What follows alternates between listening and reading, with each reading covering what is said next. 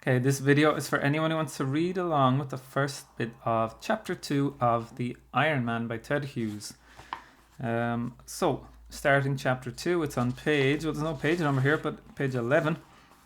I'm going to read up to the end of page 17. If you want to read it on your own, that's fine. Just turn off the video. The Return of the Iron Man.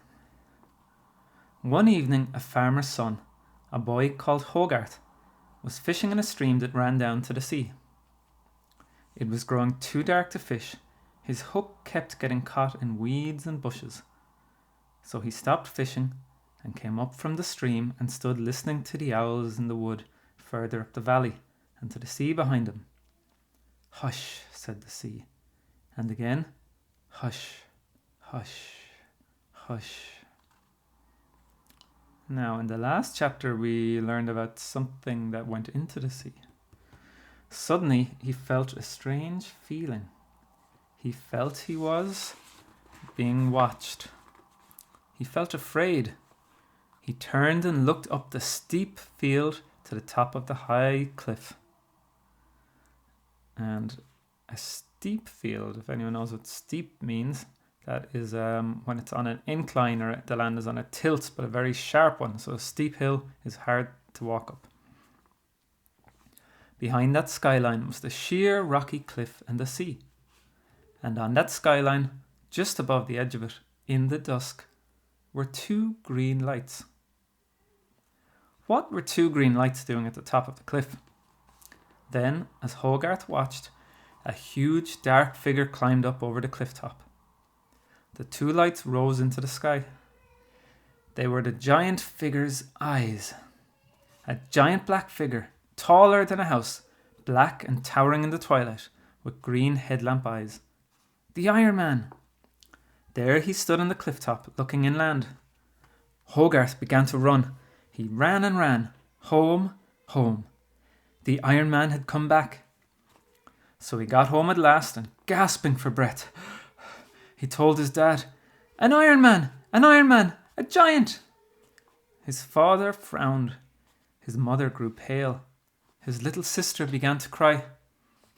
His father took down his double-barreled gun. He believed his son. He went out. He locked the door. He got in his car. He drove to the next farm. But that farmer laughed. He was a fat red man with a fat red-mouthed laugh. When he stopped laughing, his eyes were red too.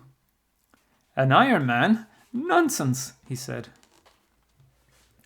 So Hogarth's father got back in his car. Now it was dark and had begun to rain. He drove to the next farm. That farmer frowned.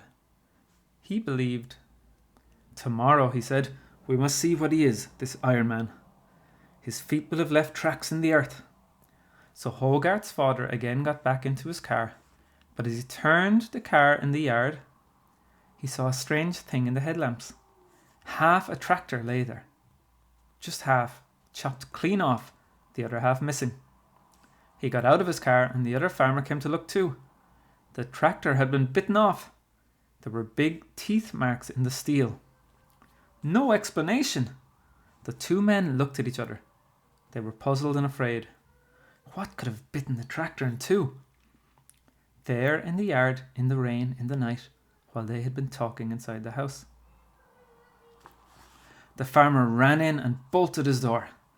Hogarth's father jumped into his car and drove off into the night and the rain as fast as he could, homeward. The rain poured down. Hogarth's father drove hard. The headlights lit up the road and bushes. Suddenly, two headlamps and a tall treetop at the roadside ahead. Headlamps and a treetop?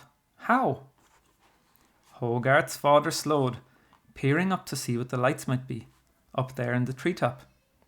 As he slowed, a giant iron foot came down in the middle of the road, as big as a single bed, and the headlamps came down closer, and a giant hand reached down towards the windshield. The Iron Man! Hogarth's father put on speed. He aimed his car at the foot. Crash! He knocked the foot out of the way. He drove on, faster and faster, and behind him on the road, a clanging, clattering boom went up. as if an iron skyscraper had collapsed. The iron giant, with his foot knocked from under him, had toppled over, and so Hogarth's father got home safely. But next morning, all the farmers were shouting with anger. Where were their tractors, their earth diggers, their ploughs, their harrows? From every farm in the region, all the steel and iron farm machinery had gone. Where to? Who had stolen it all? There was a clue. Here and there lay half a wheel, or half an axle, or half a mudguard, carved with giant tooth marks where it had been bitten off. How had it been bitten off? Steel bitten off. What had happened? There was another clue. From farm to farm, over the soft soil of the fields, were giant footprints, each one the size of a single bed. The farmers, in a frightened, silent, amazed crowd, followed the footprints. And at every farm the footprints visited, all the metal machinery had disappeared. Finally, the footprints led back up to the top of the cliff, where the little boy had seen the Iron Man appear the night before when he was fishing. The footprints led right to the cliff top, and all the way down the cliff were torn marks on the rocks where a huge iron body had slid down. Below, the tide was in.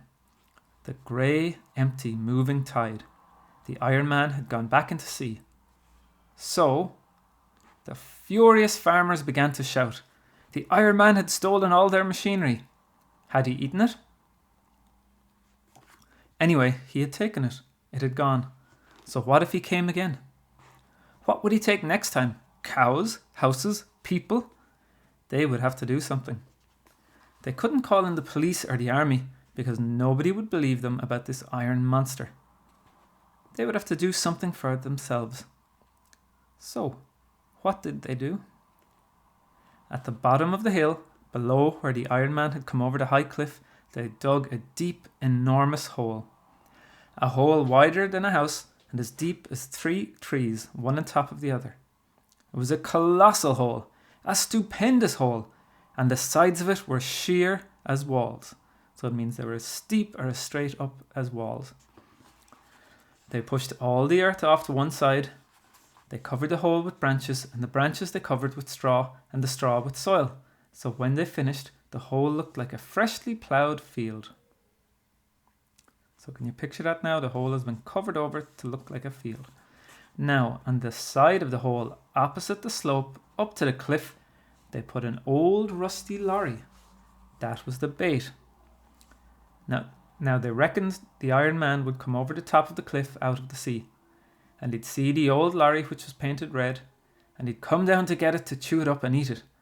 But on his way to the lorry, he'd be crossing the hole, and the moment he stepped with his great weight onto that soil held up only with straw and branches, he would crash through into the hole and would never get out. They'd find him there in the hole. Then they'd bring the few bulldozers and earth movers that he hadn't already eaten, and they'd push the pile of earth in on top of him and would bury him forever in the hole. They were certain now that they'd get him. Next morning, in great excitement, all the farmers gathered together to go along to examine their trap. They came carefully closer, expecting to see his hands tearing at the edge of the pit. They came carefully closer. And I'll leave it there for today.